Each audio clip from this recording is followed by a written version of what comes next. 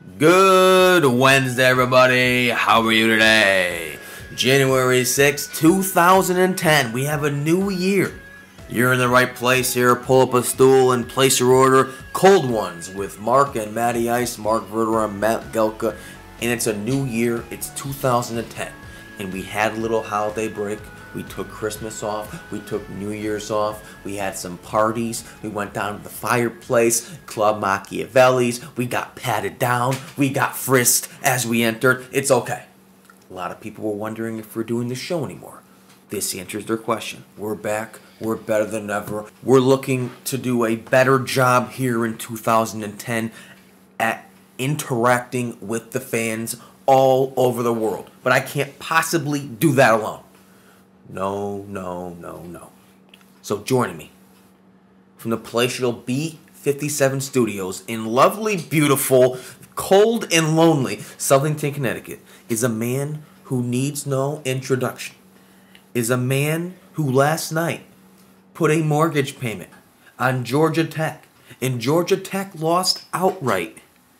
It's a man who at the fireplace consumed more beverages than the whole place combined. It's Matty Ice. Matt, happy 2010. Happy New Year to you. New year, longer introduction. It's getting longer. It gets longer every show. New decade. Actually, that introduction probably could span last decade and this decade. It's getting longer. I think maybe shorten it up. We only have a 10-minute program here, Mark. 10-minute radio program. We're going to talk about a lot of things today. The BCS is tomorrow. We've been looking forward to this. Texas and Alabama, 1 versus 2. Mac Brown, Nick Saban. We're going to get into that very shortly. After that, we're going to talk about all the playoff matchups. We're going to break them down. As you know, the Giants did not make the playoffs. I'm very upset about that. But with that being said, we're going to move on. Let's get right into it. BCS National Championship for all the marbles. Texas and Alabama. Matty Ice, break down this matchup for the fans. Well, it's 1 and 2. Your beloved BCS. Your beloved. They give us the 1 and 2 matchup. And, you know, the thing about this is, after that Boise State TCU game, and I'm pretty sure a certain co-host of mine said TCU's, they're nasty. They're so good. And Boise State comes out. They become the only other undefeated team after Cincinnati loses to Florida. I did say that. But if you remember, I'll eat that. I'll own that. Whatever you want me to do. It's a man's game. TCU was very good during the year. I made a case for them. I also made a case for Boise State. I thought one of these teams should have a chance at making the BCS. The BCS purposely put TCU and Boise State in a matchup together so one of them couldn't beat a team like Texas, couldn't beat a team like Florida. Because if Boise State or TCU beats a team like Texas or Florida or Cincinnati, that gives them even more evidence for a playoff. So the BCS here covering their own tracks, once again putting TCU against Boise State, putting these non-BCS conferences together in a bowl game, just so there's no Boise State beating Oklahoma like in 2007 in the Fiesta Bowl. That's why they did that. TCU got blinded by the lights. Boise State took a chance with a fake punt on their own 33, a great call. And you know what? I think Boise State, should be in the mention for maybe a split national title. Absolutely not. When Boise State beat Oklahoma, you think Oklahoma game planned for a hook and ladder play? You think they game planned for a Statue of Liberty play? No. They break out these trick plays in their big games, and that's their offense. Listen, and then they needed a fake punt to beat TCU. Their main wins have come off gadget plays. You think Alabama wins their games on gadget plays? You think Texas and Colt McCoy win their games on gadget plays? You think their conference, their stellar conference, their big game against Oregon? Oregon had 4 losses this year. Oregon's not any good, so they beat Miami of Ohio, Fresno State, Bowling Green, UC Davis, Tulsa, Hawaii. No, you don't deserve a national championship. You're a gimmick. You're a gag. You're great. You're like a 3-ring circus. You open up, But at the end, you don't want to see these gags. You want to see the real deal. Boise State's not the real deal. TCU's not the real deal. They beat nobody. They beat Clemson. Oh, the ACC, real good this year too, huh? No, they're gags, and they don't deserve any. They don't deserve the smell of the national title. You beat up on the guys that don't matter. You don't deserve the national title if you're winning by gadget plays, trick plays. First of all, Oregon was the Pac-10 champion. 4 losses, Pac-10, real stellar this year, weren't they, Mark? Real stellar. USC. The SEC didn't look too good in all their bowl games. Oh, really? An stellar. SEC team just demolished a Big East team. You see that? Did you catch that? See Florida drubbing Cincinnati? That's Florida.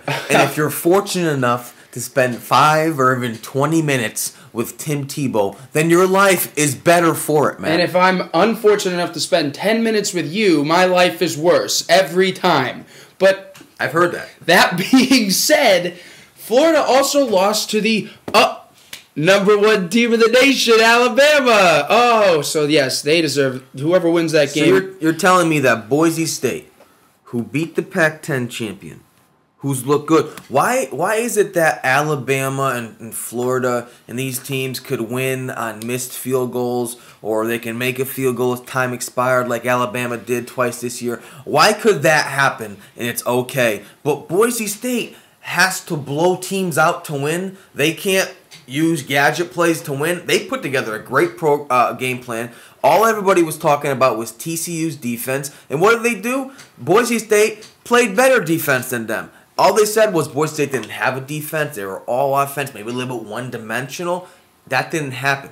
Boise State outplayed TCU. TCU, they won on a trick play. It doesn't matter. It is a man's game. This is a man's game. So what? Why does that matter? So you tell me the only reason they won on gimmicks. They went on gimmicks. They can't win it. They can't win a game. They can't. What about the interception at the end? It was a trick play. No, it wasn't a trick play. They played defense. Okay, but it was 10-10 until then. So what? They held TCU, a team that averages something like 40 points. All right, you want to say why can Alabama do this and Alabama do that? Because the teams Alabama. Are you making the argument that you don't want a BCS playoff? I'm not saying that at all. I'm just saying with the current format, no. Boise State does not deserve to go near the national championship. Conference matters. Boise State has continually played well in the spotlight. With trick plays, not with X's and O's. What X's and O's? What are you talking about? They have trick plays. They win on gimmicks. They shouldn't have even been close to beating Oklahoma. Maybe the final score was like 47-46 in that 2007. I know they scored on 2 gadget plays. They had to make a gadget play to win the game. The hook and ladder. First of all, the hook and ladder got them to overtime. Right. And then it was a 2-point conversion overtime. They rolled the dice. After you ping pong 25 yards. What great overtime. Listen, there was a guy on that team, Oklahoma, named Adrian Peterson. Yeah, okay. Okay. That's tough to stop. And the only reason the running back of Boise State in that game is because he proposed to his girlfriend after. Oh my God, what a fairy tale ending, Mark. We love it. Oh my God. Hey, listen to me. Boise State. Now, we haven't even begun to talk about the Alabama thing. Heated. Boise State, TCU, it doesn't matter. I made an argument for TCU and all the other little schools like Utah who beat Alabama last year. What about that? Utah destroyed Alabama last year. Any thought they used gimmicks when they beat them like 34-0? Was that a gimmick? Was that a mistake? They have a big time screen game. They play very different forms of football. So let me just ask you this question real quick. Had Cincinnati beaten Florida instead of getting embarrassed, would you say then there should be tri-champions? A 3-3 and 3-way national champion? Listen to me, Matt. If you're fortunate enough to spend anywhere from 5 or even 20 minutes with Tim Tebow, your life is better for it. Here's the thing. The SEC, the Big 12, they run gadget plays. The spread offense began as a gadget. That's a gadget by definition. The spread offense is a new form of offense that Texas runs, that Florida runs. The Big Ten doesn't run it. Iowa, it was the first time they've seen the triple option. It was the first time Northwestern has seen Auburn's spread attack. I think we're gonna take a little break. We're gonna have to continue with this in a second. Cold ones with Mark and Matty Ice.